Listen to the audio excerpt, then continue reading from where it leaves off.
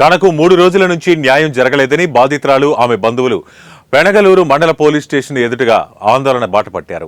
అన్నమయ్య జిల్లా పెనగలూరు మండలంలోని ఈటీ మార్పురానికి చెందిన పొసలదేవి లావణ్య అనే యువతిని బైర్రాజు వెంకటసాయి అనే యువకుడు 3 ఏళ్లుగా శారీరకంగా అనుభవించి పెళ్లికి నిరాకరించడంతో స్థానిక పోలీస్ స్టేషన్ వద్ద ఆందోళన చేపట్టారు.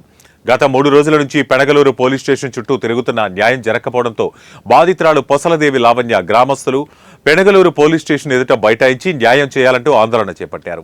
పోలీస్ స్టేషన్ ఎదుట రోగర్ బాటిల్తో ఆత్మహత్యాయత్నానికి పాల్పడుతుంటే పోలీసులు అడ్డుకున్నారు. బైరాజు వెంకటసాయితో పెళ్లి చేయకపోతే తాను పోలీస్ స్టేషన్ ఎదుటనే చచ్చిపోతానంటూ బాధితురాలు పొసలదేవి లావణ్య ఆవేదన వ్యక్తం చేసింది.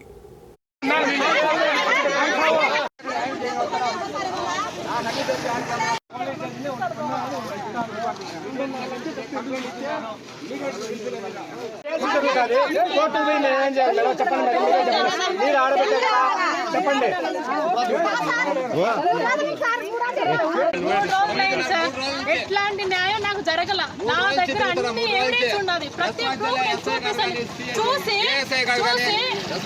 చూసి మాట నీకు న్యాయం చేస్తాను పోయిన ఆయన చల్లబడి వచ్చినాడు. మధ్యలో ఏం జరిగిందో నాకు తెలీదు.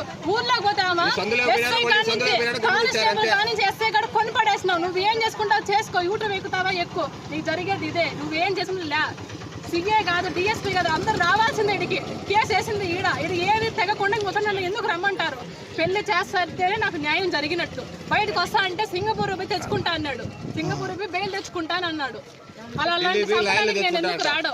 ఆ పరిష్కారానికి నేను ఎందుకు రావడం? నాకు తెలియదు సార్. నాకు న్యాయం జరగాలి. పట్టుకోయా మళ్ళా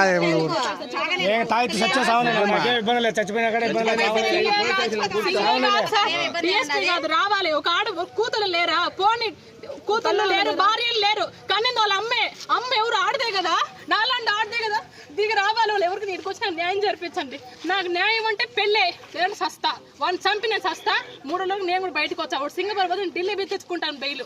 వాడికి ఇచ్చిన నాకు ఇక్కడ బెయిల్. తప్పు చేసిన తగ్గి తిరిగితే నేను తిరగలేనా? నా దగ్గర అన్ని ప్రూఫ్లు ఉన్నాయి సార్. వాడిని చంపి నేనైనా పోతాను జైలుకి, లేదా నేనైనా సచ్చా. నాకైతే పెళ్లి కావాలి.